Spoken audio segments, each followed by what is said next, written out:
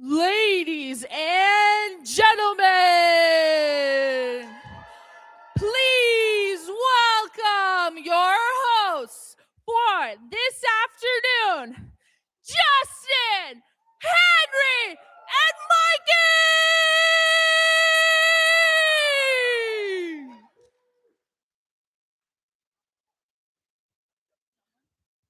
Thank you, Audrey. Round of applause for everyone. Well, hello, everybody in FMTV and just eating your lunch. We apologize, but we're not going anywhere for an hour. This is Real Talk Tonight live. We are live on YouTube right now. I am Justin. This is Henry, and we have Mikey. We are your hosts.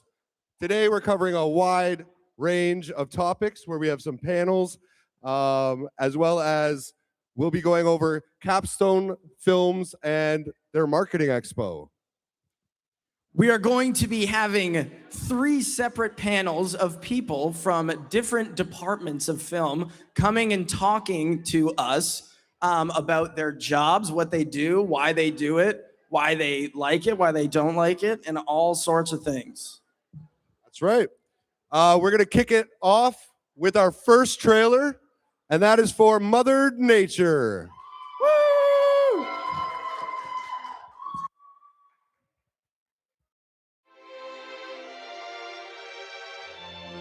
Does it have a name?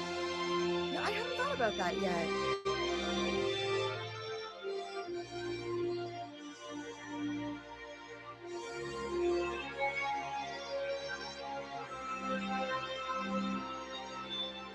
I wish I was Nelly. I wish I was Molly too.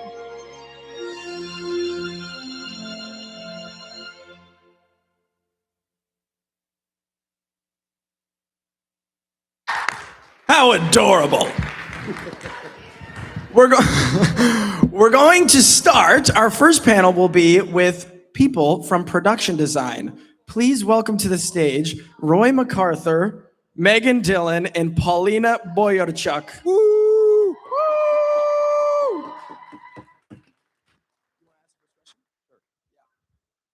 Keep it going. Welcome, guys. Welcome. Welcome, folks. Take a seat. Turn it. Doesn't matter where you sit. You have to share mics. I don't know if we tested those. Just speaking to them quickly. Hello. It's all good. All right, we are good. Let's just. Profesh. This is for any of you. Let's just start with, for those who do not know, what goes into production design and set design? Go, Roy. Oh, Roy. Basically everything. We cover costumes, hair and makeup, set design, practical effects, props, all that fun stuff. Without us, you don't get anything. No Nothing. pretty picture for you. That's beautiful, Roy. Thank you so much. I know I'm very eloquently spoken. Now, this is a question for all of you kind folks. Sorry, I'm kind of looking behind. What parts of the process of production design do you like most? What's the most fun for you? I like personally, I don't know, I'm gonna speak for myself. Sketching out ideas, I really like talking with the production department, with the producers, with the director to see what are we working with, what resources do we have, what is the vision, just sourcing materials is very fun because like you never know what you're gonna get. You can go on the Facebook Marketplace or Etsy and just find the perfect piece of something that's gonna work so well. And hunting for it and making everything putting everything together is very fun as well. And also seeing louder than I thought, and also seeing just like the vision come to life. I feel like it's really rewarding when you have like a vision in mind and then you find items and you're like, this one thing, oh my God, this is gonna work perfectly. And then like seeing it all come together at the end, very rewarding. So then on the flip side, what is most challenging? Making things and sourcing weird items. Recently, I had to procure a mortuary slab, which surprisingly, they're not readily available and they're quite expensive. Where'd you find it? Shout out to the prop room who are in a perpetual limbo of being in business and going out of business. They rented it to me for $200. You're keeping them alive. Probably not. I Single-handed. got a student discount. Damn, you're scamming them, dude. They gave it to me. Don't get it twisted. Get it twisted. Oh my god. Okay, folks, could you talk a bit about where you would like your career to take you? What kind of projects would you like to work on? What kind of genres? And could you talk a bit about why as well? Horror. Because I feel like it's really fun, like trying to make things that you don't normally see in real life, like with blood and all this. I don't know, it's just exciting, like try and because obviously it's not real, right? But like it feel like What? Or it looks sci-fi. real. Or sci-fi, yeah, psychological thriller. I'm also a massive horror buff. I'm hoping to break into the practical effects sphere. I love sculpture. I love art, sewing, all that fun stuff. I like making stuff with my hands. So I'm really hoping to break into practical effects because I've done some really fun injury and gore stuff in the past. I've sculpted some masks. I'm actually sculpting some right now for production.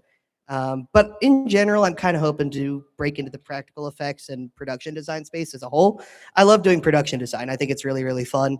And I gravitate more towards horror and body horror because I love a good monster. And I don't think that we're getting terribly scary ones right now.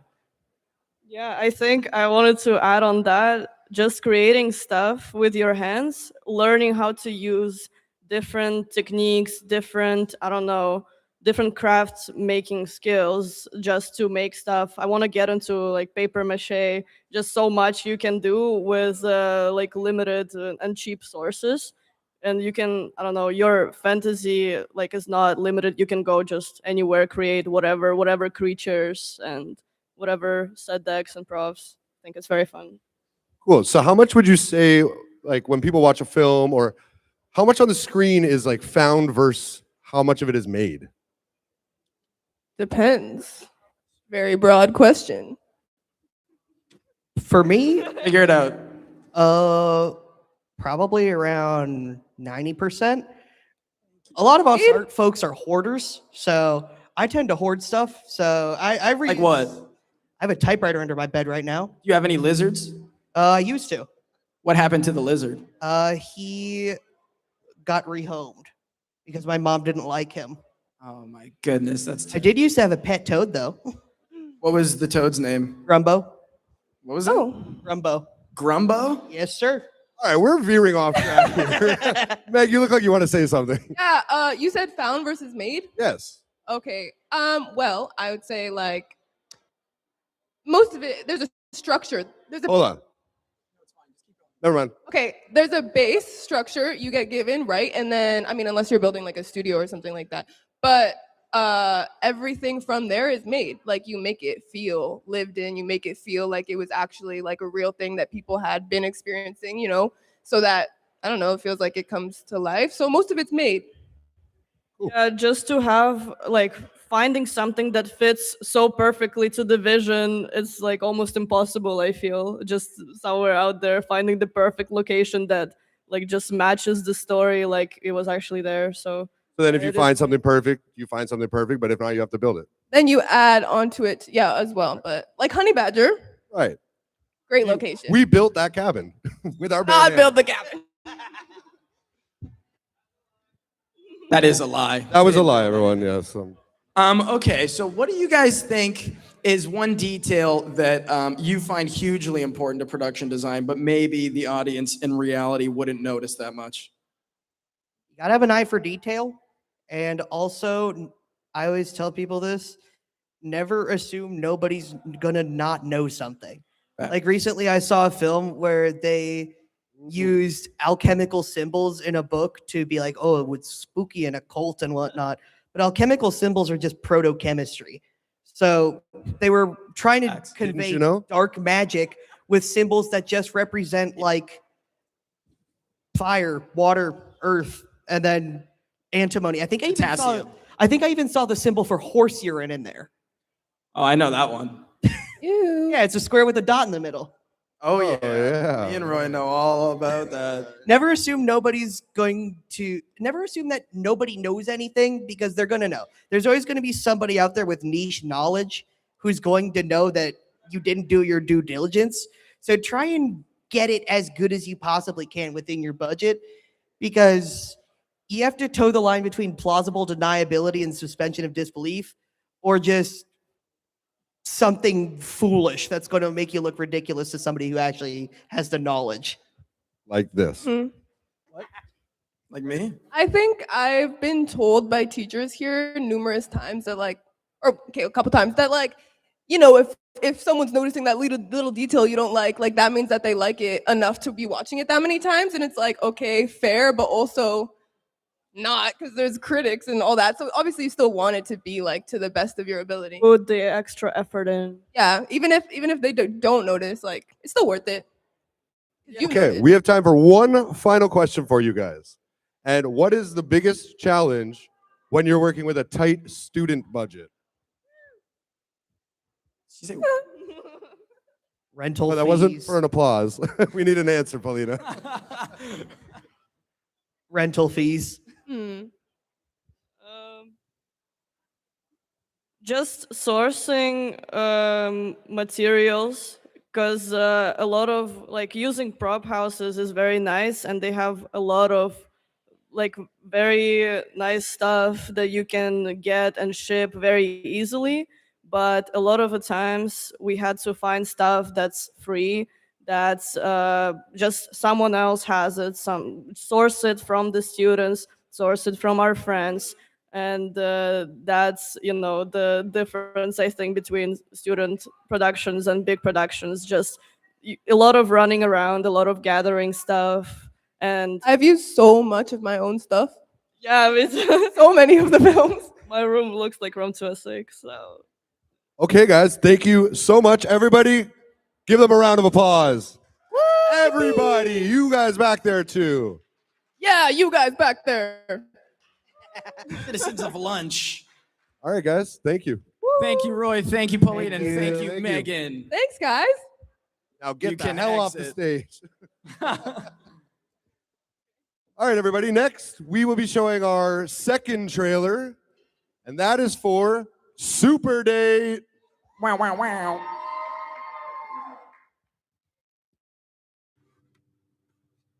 Come on, dumbass. Let's get to work. I don't know, you're really different from how I imagined. Do we know each other?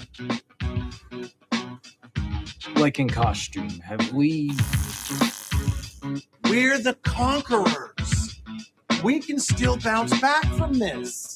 This time, there'll be no escape. Are you teasing me? Time for evil.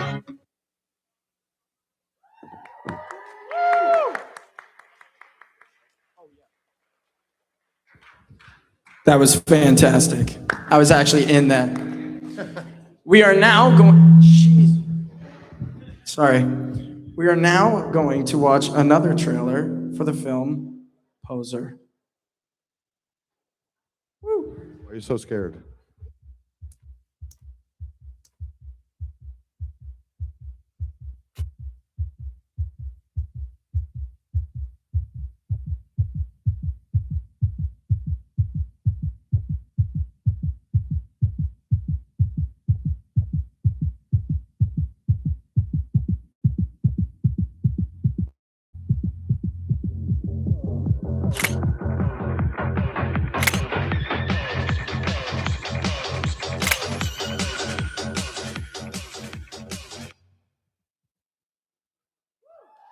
God damn. Now, we will actually hand it over to Mikey, who is in the field in the crowd down there, and she will actually be talking to students about the trailers and the films you guys just saw. Thank you. Give it up for Mikey. Thank you, Justin. So today I am here with the incredible Megan King to talk about the film Mother Nature. How are we doing today, love? I'm doing so good. How are you today? I'm doing good. Can you just tell us, like, what is Mother Nature about? So Mother Nature is about these two ladies who are neighbors and get in a watermelon growing competition against each other, and the one treats her watermelon as if it were a baby, and it starts becoming like one. And what you got a whole setup down here. You have the pin, the passy on Melly. You got some incredible pins, stickers, watermelon stickers. Can you tell us anything else about this incredible film? Well, just that, like, I actually think Jay could talk a lot more about the film and her personal theme of when writing it. This is our wonderful writer over here, so I'm gonna pass it to her actually. Hello, Jade. Let's give it up for Jade. Sorry, I'm out of breath. I just sprinted here. Hello. So, what made you come up with this idea? Yeah. I think I was inspired by like my childhood. I grew up with a pretty like magical, fun childhood because my parents are so compassionate and loving. But I also grew up seeing a lot of friends without that experience. So I wanted to find a fun way to really show that I don't know, it was just crazy to me to see like parents not provide that kind of compassion towards their children. And to me, that like brought out this theme that you don't have to be, directly related to your child to provide love to it. And so that's what I really want to show. Hence, why the main character Dorothy raises their watermelon as if it's a baby and gives as much love to it as possible. And that's what causes it to be brought to life.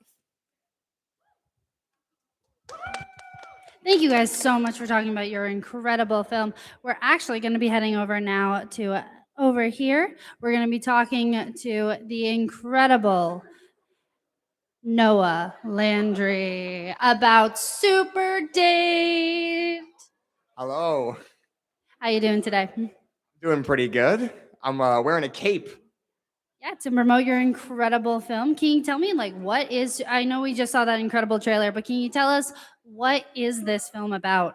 Well, Super Date is about love and betrayal. It's basically about a supervillain, Madam Mayhem, who goes on a speed dating event and accidentally falls in love with her arch nemesis, Dr. Fusion. And Ooh. and yeah, it's basically a film about love and how you can put aside your differences for the sake of it.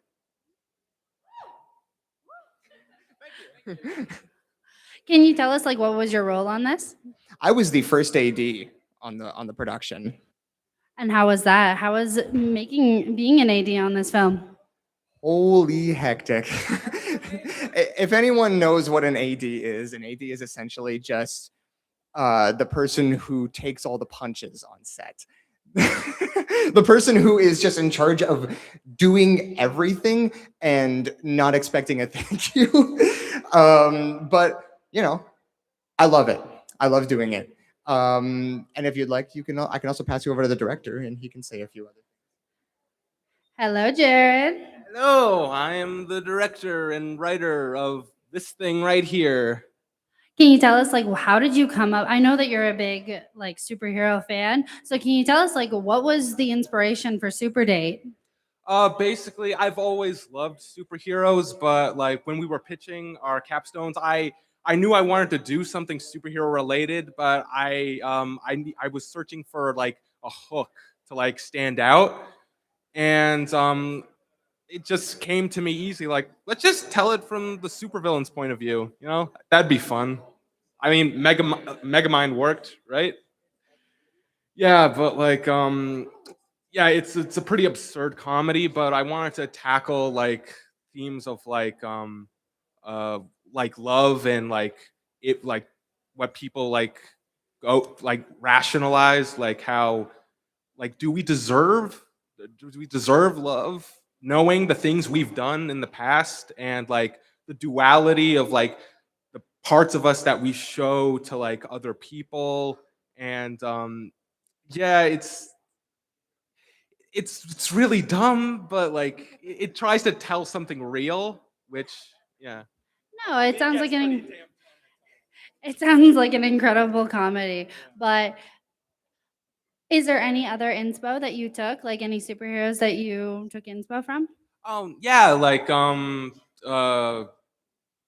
yeah, just actually a lot of the characters in the film take inspiration from like established superheroes. Like Doctor Fusion is like a mix of Shazam and Doctor Manhattan, and Madam Mayhem is like the Flash and characters like that.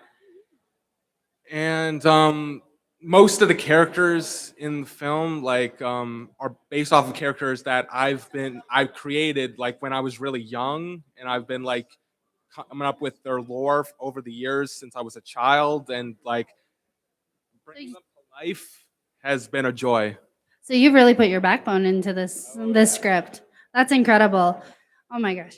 So now we're actually going to be moving all the way over here to a very big and upcoming star. Hello, Damien. How are you doing today? I'm doing all right, but upcoming is disrespectful.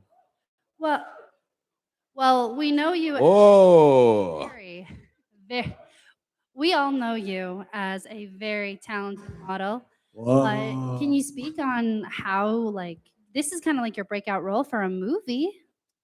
That's fair, but how could there be a movie without the star, right? Look at this. It's perfect, just like me. And everyone should see this because perfection comes through the eyes. So, what can you tell us about this movie? Well, it explores the deep, dark secrets of a perfect man and what can happen when a little flicker of that perfection fails.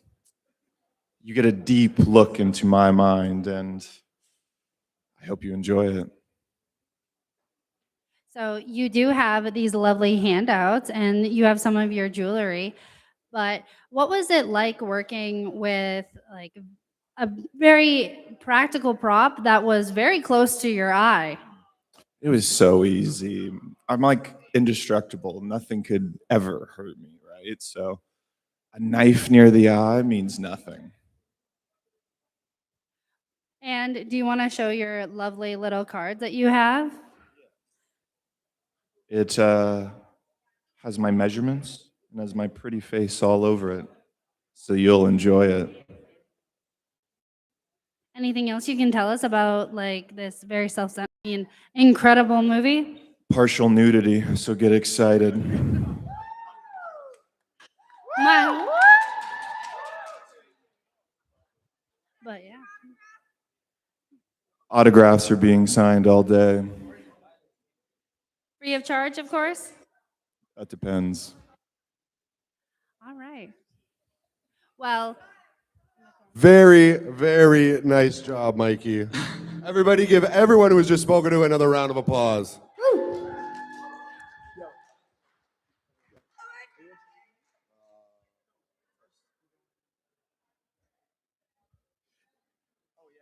Now for our next panel. Our next panel will be cinematography.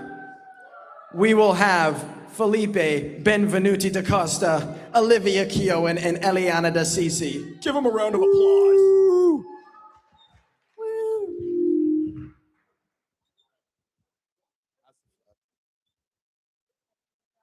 Can you please stay far away from me? Yeah, you can speak over there. Further. Yeah, I'll speak over here. Further. A little further. And then turn around. I mean, Hello, everyone. Welcome to the stage.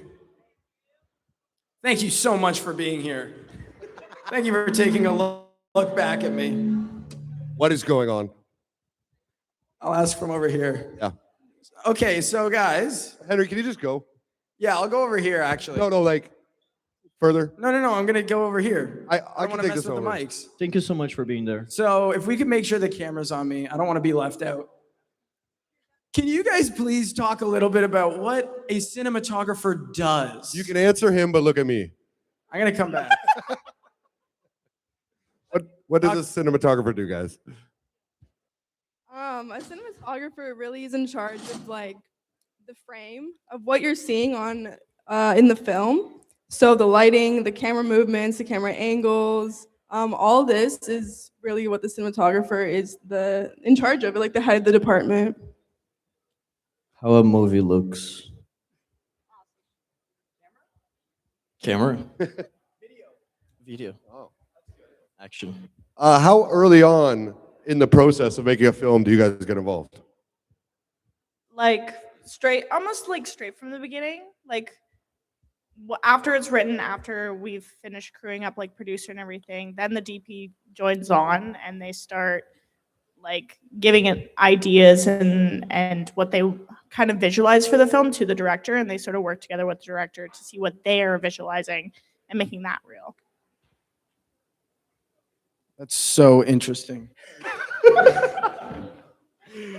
What would you guys say your favorite part? Why are you so attracted to this role? What do you like so much about cameras? Why do you like this? What's the most fun part of your job? I'm gonna be real. I just like the camera. Like I like. What about it? Super nerd about it.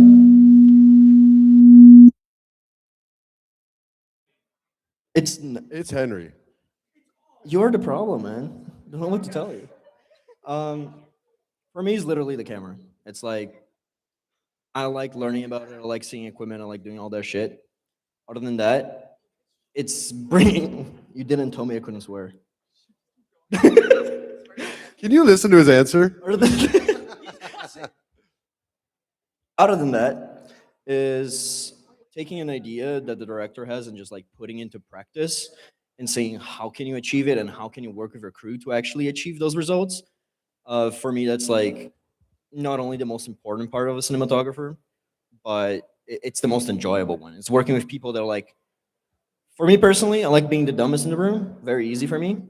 But whenever I'm surrounded by people that know what they're doing and like to work and are passionate about it, that's when everything starts to make sense and everything starts to like form into a movie. Exactly what Felipe said. It's like when you're working with your team and you see this film coming to life, like it's such a distinct feeling. Like for me personally, when I'm cam hopping and I see that like I got the shot, it's just like and it's like we're making a movie. It's like nothing can compare to it, really. Like For myself, because I come from like a visual arts background of like drawing and painting and all those, for me when I DP, it's sort of like a similar concept in my head where I'm creating a painting but in real life with lighting and different camera techniques, and it's sort of like just taking ideas out of my head and watching them become reality with the people that I'm working with. Right. So it's like using visuals to tell a story without dialogue. Yeah. What's the collaboration like between you and a director specifically? It varies. Yeah, I can speak because Eliana was the director for the PSA that we worked on. So for her and I, when we worked together as director and DP, it was sort of like we both had an idea of what we wanted, and then we were trying to come to like an agreement on how we make both of our ideas a reality. We were very on the same wavelength when it came to what we wanted visually, what I wanted specifically things to look like, and how she wanted her vision to like sort of bloom. I don't know. Yeah, come to life. And in that, like when we were working together, like on set, I said this in our PSA or podcast episode, but it was like we read each other's minds, and so sometimes you get that connection with the director where you like what they want specifically, and other times you have to like work towards that and prove that you can show them what you can do and what you want. Fantastic. What would you guys say your biggest limitations are being a cinematographer as students? What holds you back the most in the school environment? Money. Anything else? That's it? It was very like specific. There's not much you can go into it. It's like you Talk more. You either can go with like the school equipment and just do what you can. You need to go to the corner, man. I don't know what to tell you. You're on timeout. Yeah. I don't know, man. The other question was more interesting. It's the Okay, wait, here. Go for it. This is for each of you. Can you recall your best or most favorite shot that you've ever pulled off? And can you explain it Oh, easy. and why? Easy. Like bringing it back to the director thing, I like directors that knew what they wanted, directors that were like, oh, be creative, just get me this look. And I've been with directors that are like, ask me for stuff can I say fucking? Every day. Every day a new idea, every day a new like trick that we need to pull out. And one of my favorite shots is like, it's not even the most stunning, but it's the most like required work. Was an overhead shot that in the studio in it was just not viable. It was just like not practical to do it. But it was such an important shot for both of us, me and the director, that I remember spending a whole night in the studio alone, just like figuring out how can I pull up the most scuffed setup, but still make it safe and make it work. And I remember once we actually shot that, I just like crumbled. It was just like, oh my god, my job is done. Not really, but my job for that scene, everything I wanted was there, and everything I wanted was working, and all the effort that I put it in was there. So I feel like sometimes it's not even the one that looks most pretty, but it's the one that everything is working towards that goal. That's one of my favorite shots. So it's just an overhead shot of an office. That's it. Still beautiful. Eliana? Yeah, similarly to that, my favorite shot, at least for the capstones, has been one of my favorite memories to look back on the set of Mother Nature. It was myself, the director Liv, and then our actor Robin. We're just running around the whole house for 15 minutes with I was holding the gimbal the whole time, and it's just really that effort you put in and just how much fun we were having laughing together. That's really the best. For myself, it was during second year when we did our like in studio projects, and it was for Places in Five. I had come up with this idea where I wanted it to be a dolly shot that went wrapped around our main character, but it also panned over to her friends who were like rooting her on in the wings of the theater. So we had done like multiple camera tests, and I was like really happy with it. It was working in the camera test, and then when we got on set, we didn't have the right wheels, so I was very stressed out about that. And so I was like, "Hey, can we get the new wheels from Asim down at the booking center?" And he like completely agreed. And so then the next day we shot it, and it came out like exactly how I imagined it. And it is like to this day one of like my favorite things that I've ever pulled off, because I knew it was going to be complex. Like I knew it was like really weird, and or not weird, but like I guess I don't know what I'm trying to say. Yeah. Henry's idea, by the way. It's all that work that you put in. It's all that vision. And Yeah. I remember that day, the effort of like, oh, we need to send someone to go back. Yeah, yeah. The dog And then I went back and I got the new wheels, because I was so determined, because I when I'd first become the DP on the project, I had like it was the first thing I visualized was this like money shot essentially. And I like was really fighting for it and really rooting for it, and so getting it right, and even despite all of the like odds against me and it not working, getting it the way that I wanted, it was like it still remains like one of the things I'm proudest of. I think we have time for one more question. I would like to know a little bit about where you guys would like to go in your careers. What's the dream scenarios for you all? What genres would you like to work in? What mediums? Film, television, commercials, pictures, YouTube? Please tell me. TikTok more.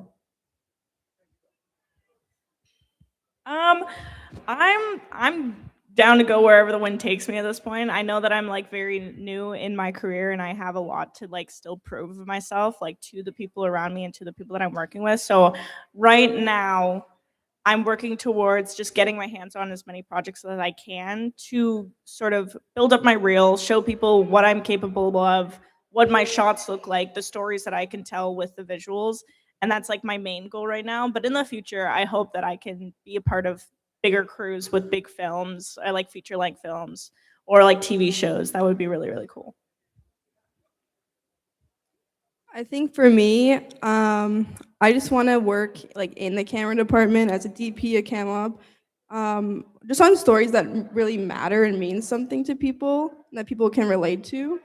Yeah, that's kind of what I've been working towards, and I'm gonna keep working towards. Amazing. I think all three of you have very bright futures ahead of you. Thank you. That is all the time for this panel. We appreciate you guys. Everybody give a round of applause. That's it. Now your turn. Get the hell off the stage. Thank you guys. It was great. Can I keep the mic? This thing's off, right? No more feedback for the rest of the hour, please. Okay, moving on. We have another trailer for you guys, trailer number 4. And this will be for the Honey Badger. Woo!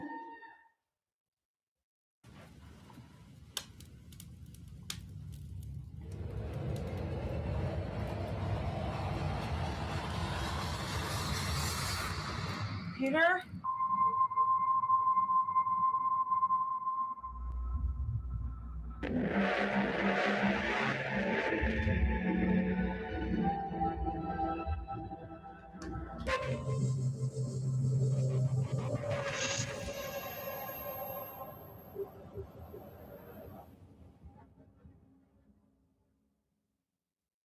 Ooh.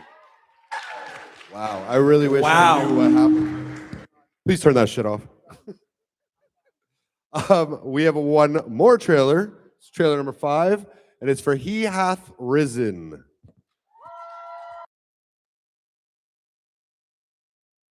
We're playing with fire here, man. We just convinced a not insignificant amount of people that a man literally came back from the dead. Yeah, I know. These men are agents of Satan sent here to test your faith. We must cast these demons out in the name of our Lord. God bless.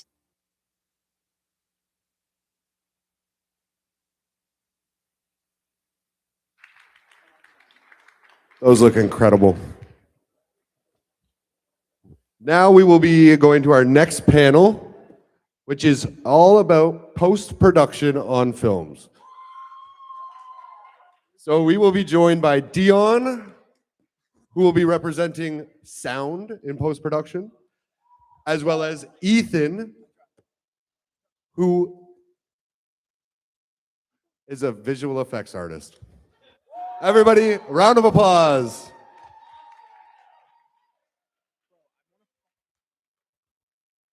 Here, do you want to use my mic? Here you go, buddy. Here you go, buddy. Thank you guys so much for being here. Dion, maybe you can figure out why these mics are messing up so bad. Are they turned on? Is it on? Is it on? Nope. Okay. Hello? Oh, okay, there we go. There we go. Okay, so since you guys do very different jobs, but it is all in post-production, Dion, could you start us off by telling us a bit about post-production sound? There's many different jobs there. Can you tell us a bit about what you do, and what you like about it? Post-production sound is very tedious work. You gotta like edit the sound. No, there's definitely ways you can work around it. There's consistent feedback, making like revisions to people's visions, making sure everyone's happy with the quality of the audio. During post-production, I realized there was a lot of complications. Like our set was a warehouse, so we had like a lot of reverb coming out of the room. It was hard to like reduce the sound. Luckily, we had our mixer, Karen, shout out Karen. We had a lot of work going through. Yeah. But no, it was really fun. I thought it was really fun. I love to sit down and do work and get good applause for it. So it's definitely an experience. And then Ethan, what goes into visual effects? It's very obviously very different than sound. So I don't even know where to start. It really depends on the project and the scope. I mean, it could be anywhere from simply changing a green screen into a background or making a hallway's floor a different material than it actually is. Thank you, James.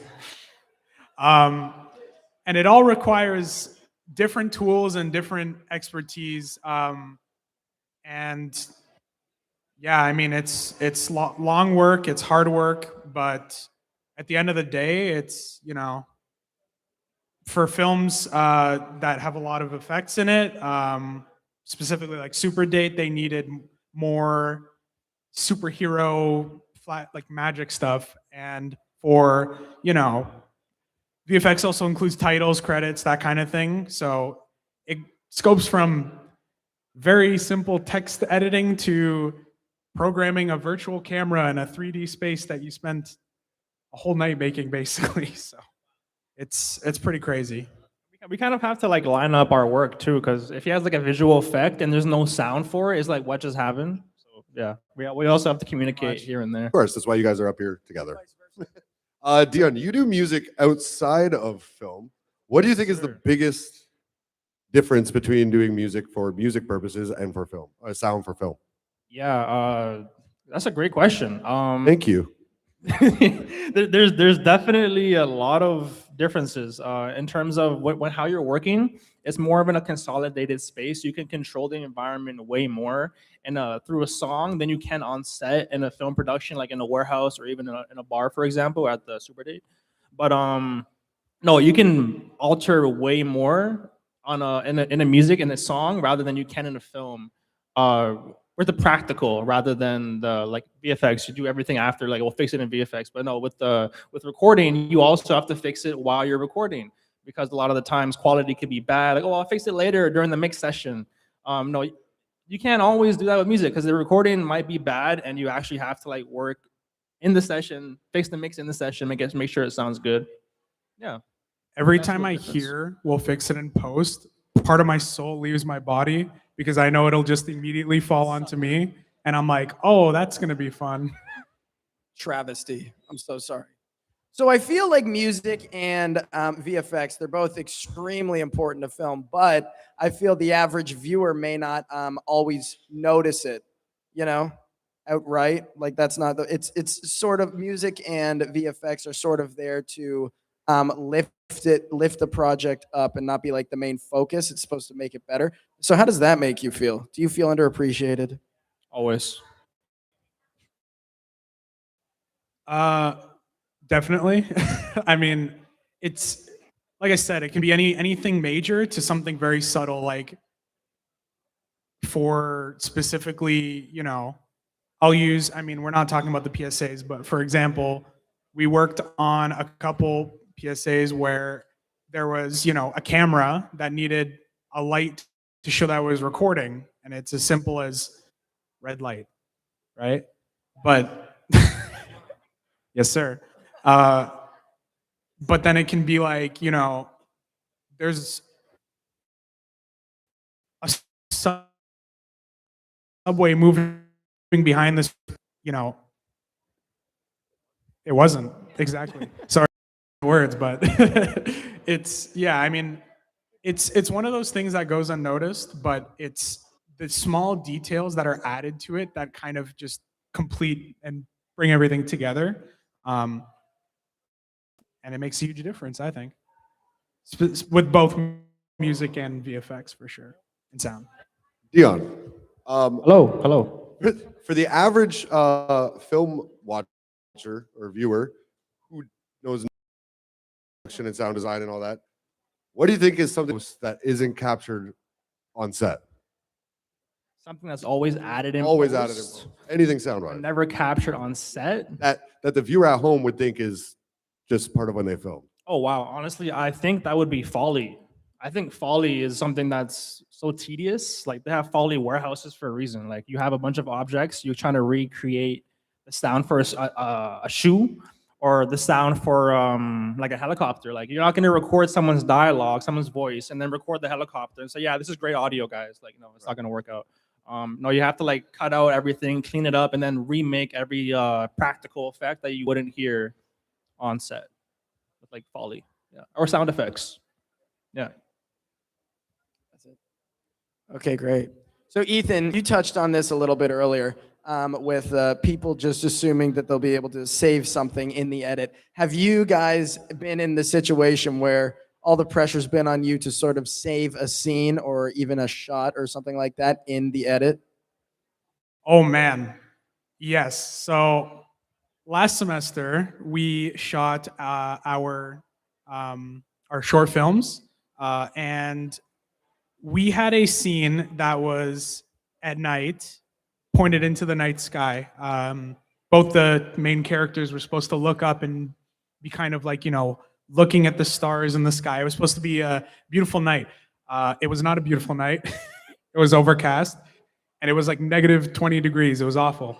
But I managed to, after painstakingly adding in every single star in the sky, I managed to make the sky vibrant and full of stars, and I think it turned out fantastic. But that's probably the biggest moment that was kind of like, okay, we got to shoot the scene. There's overcast, but there's no stars, so that sucks. And I was like, okay, well, that's gonna be fun. Okay, so for our final question, it's actually not a question. I want you two to debate. This is harder to fix in post: bad sound or bad visuals? Ding, ding, ding. Wow. That's a question. Okay, I'll. Either of you want the credit? I'll start. Without throwing him under the bus, but like. Oh no, go ahead. Let's go for blood. I'm gonna go for blood. When someone tells me that sounds terrible and they say, "Yeah, do it again," I'm like, "We're done filming. Like, I can't really do it again." But with VFX, I feel like there's more options in terms of recreating a whole image. You can recreate a whole image. You can't recreate. Recreate a whole soundscape too. You can, but like making that off scratch is almost so difficult. And I feel like there's so many options in VFX that you're able to scramble way more, like brainstorming. But I don't know. What do you think? What do you think? I definitely agree with you. And I would agree more if we had infinite time on our hands.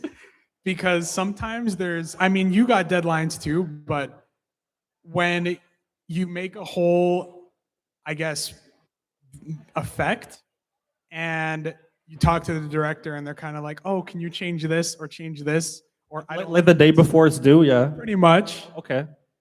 It's just like there's no time. It all, at the end of the day, it all comes down to time. If there was infinite time, I would say every day of the week that sound is one of the hardest things to fix. But it's one of those things that's like, depending on the effect, the amount of time that goes into it, it can really just make or break the entire thing. So I will give you points for it being difficult when it comes to, we've already filmed, we have to redo the sound, because right. I once took sound, but I kind of pivoted into more different roles. So I know what goes into it, but having to sounds harder. Sounds harder. It sounds like it's a draw, and we need both of you and your departments and positions. Thank you, everyone. Give it up for Dion and Ethan. Thank you. Thank you. Thank you. Thank you. Thank you. Thank you, guys. See ya. All right, everybody. We are now going to move on to our sixth and final trailer for Room 206. Give it up.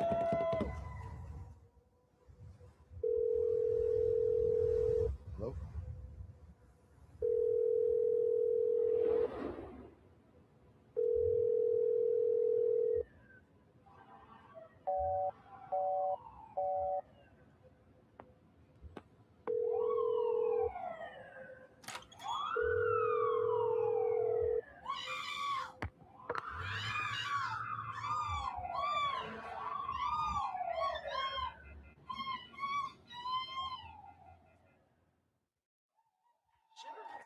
Round of applause. That was terrifying. Now we will give it back to Mikey. Mikey is back in the crowd, back in the field, covering more of our films. Wow, thank Round of you. applause for Mikey. Yes, round of applause. Hello, guys. So, right now, we are actually headed over here to do the incredible Honey Badger. Woo! Round of applause for Honey Badger, y'all. So, we are actually here with the writer of Honey Badger. How we doing? I'm all right. It's cool seeing the trailer, big screen and everything. So, can you tell me, like, what is Honey Badger about? So Honey Badger is essentially the story of a mother and a son during a apocalypse and their conflicting ideologies coming to a head when a mysterious man appears in their lives.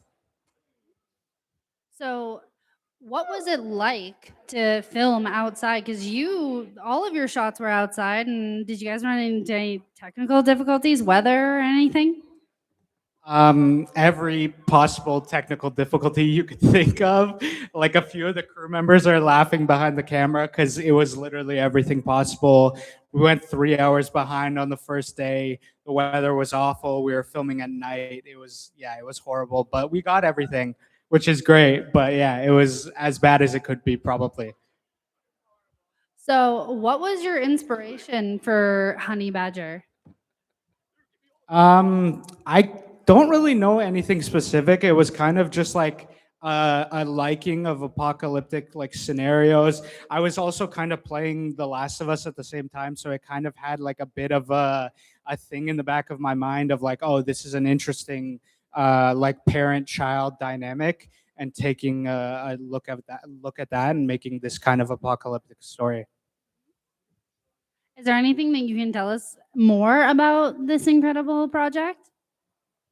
I think it's just an exciting project to watch, mainly due to I think a lot of our crew did such great work. Like our production designer is sitting behind me, and she did amazing work. Like one of my favorite things about the whole thing now in hindsight is the production design and the cabin and what we were able to do with that kind of atmosphere.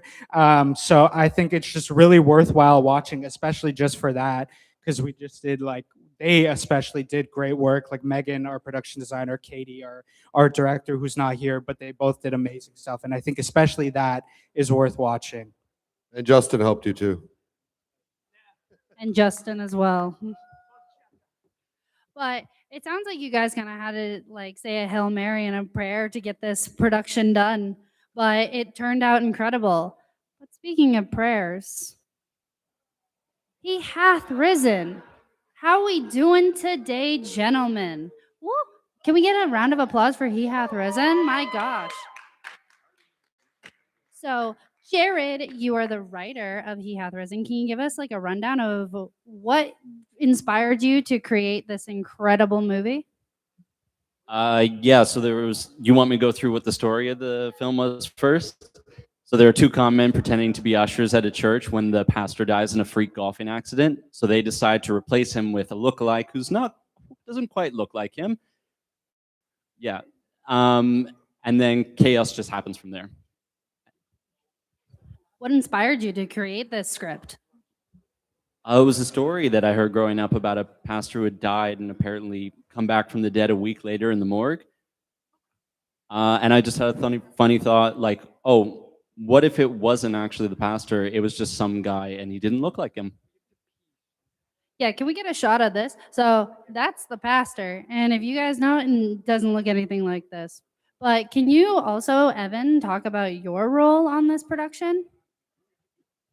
Yeah, sure. I was the producer. I helped Jared make it happen.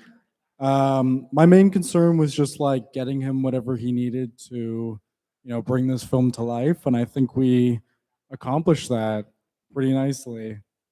It came out very good in the end. Is there anything that like fun facts or anything that you guys have in regards to like the making of this? Or anything interesting that happened on set? I know you guys had to go back for a reshoot to do more of the crowd.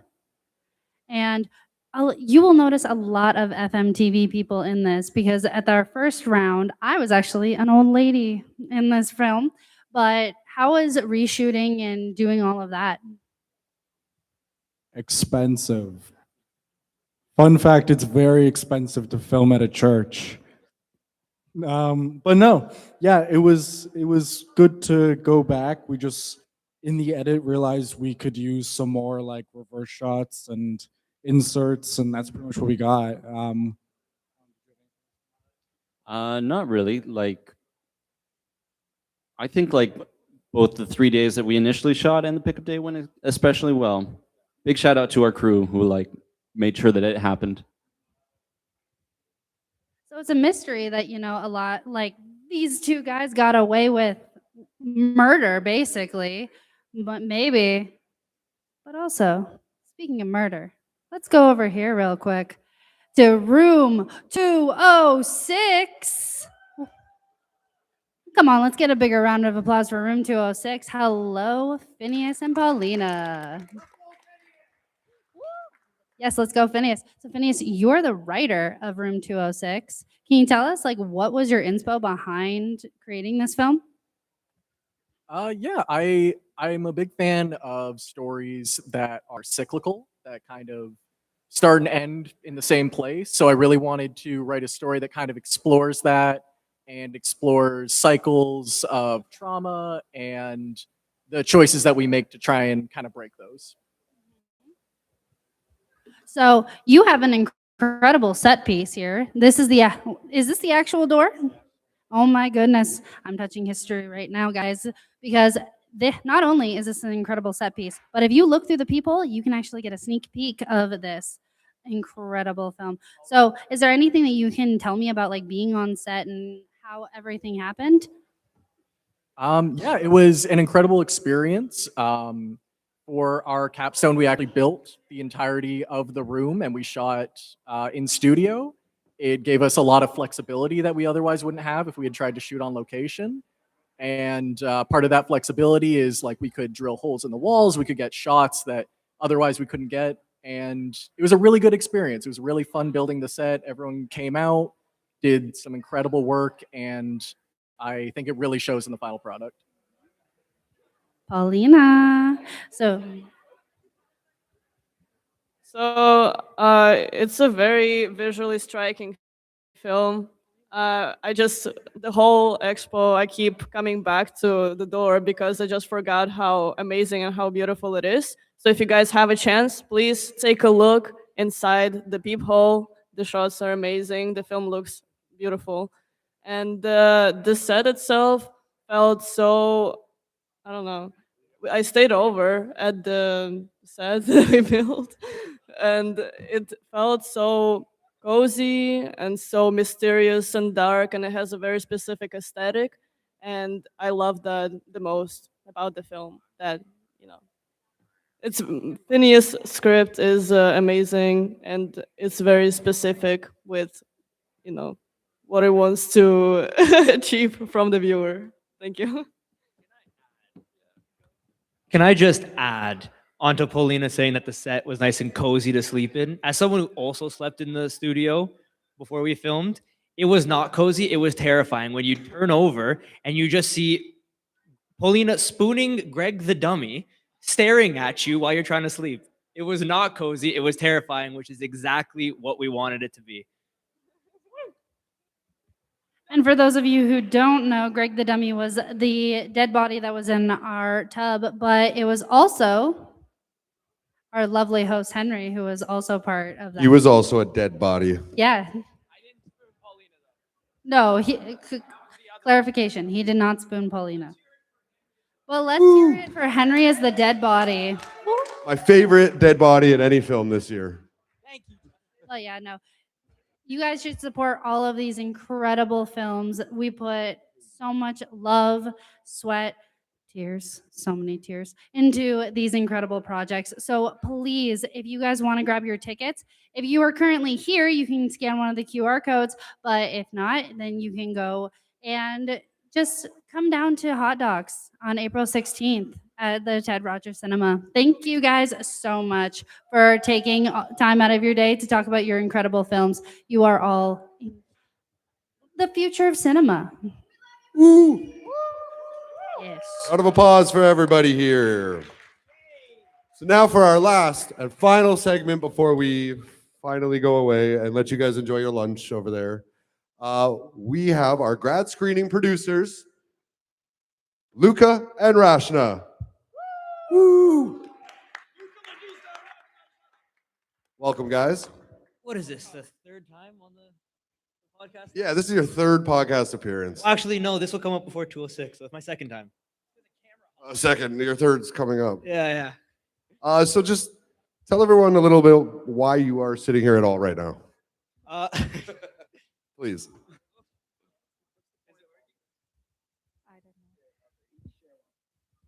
Okay. How does it feel to be here? Yeah, it feels good. Nostalgic later on when I'll miss our college. So the best part was being the producer for screening team. It's a very big thing because we pulled off a podcast this time. Mainly Luca helped a lot. Yeah. Shout out to the podcast team. Obviously, you guys, Gertej. Ooh, yes, go us. Yeah. You guys definitely did so much just Never has- sitting back here doing nothing. Yeah, no, I think that we're here because we are the producers of the podcast, or not the podcast, the screening, the premiere. Yeah, so we're producing that coming out next Thursday, April 16th at Hot Dogs Head Rogers Cinema. We're going to be screening 6 amazing short films that you just saw all the trailers for, and 10 PSAs that this cohort of third-year FMTV students made. And so we're pretty much here to just promote them and promote the night that's going to showcase all their talents. And the tickets are free. Yes, Please free. join us. General admission, free tickets available now. Yeah, just scan any QR code you see pretty much around here. Get your free tickets. Come out, enjoy. And have a great night.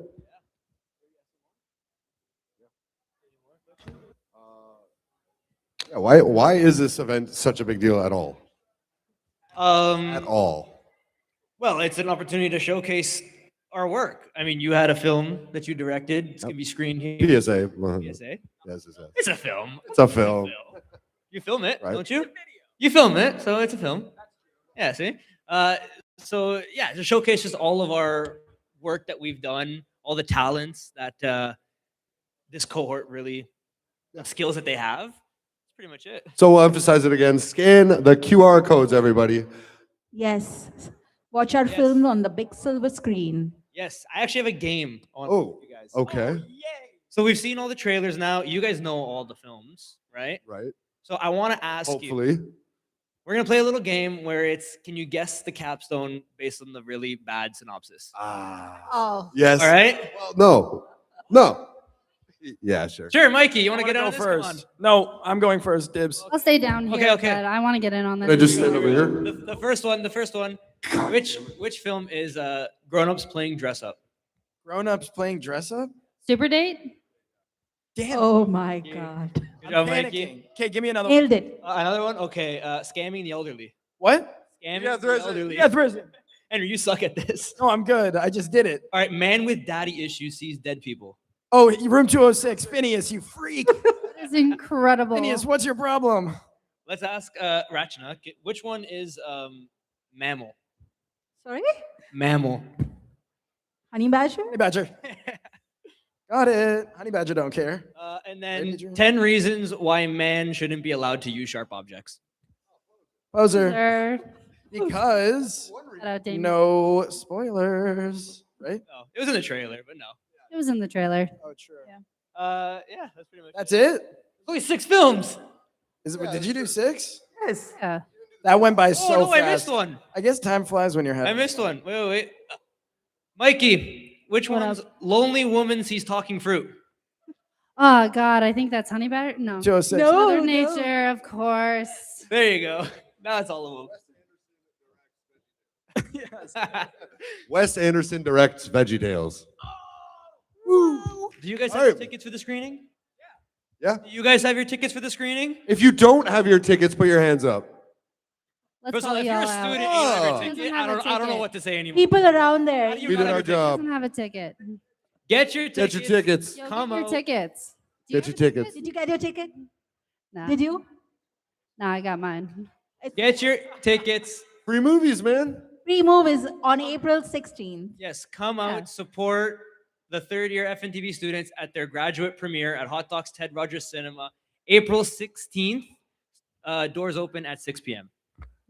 Yeah, and before we finish this live stream, just want to thank everybody involved, everybody who made a capstone or was involved in one this year, you guys for helping produce everything this year, all the faculty, and Mikey. Yes. Thank you, everybody, and have Thank a you, great Mikey. day. Thank you guys so much. We really appreciate it. Thank you. Thank you. Make sure to follow Real Talk Tonight on Instagram and YouTube. That's REEL. Yes. Talk tonight. Lots of banter. Okay. If you want to find out anything else about these capstones, we'll be sticking around for another half an hour or so. So come out to our tables. We got a bunch of games, a bunch of free stuff. So come out. Yeah, don't you guys want a Melly pin? I have one. Let's go. Some reusable cutlery as well.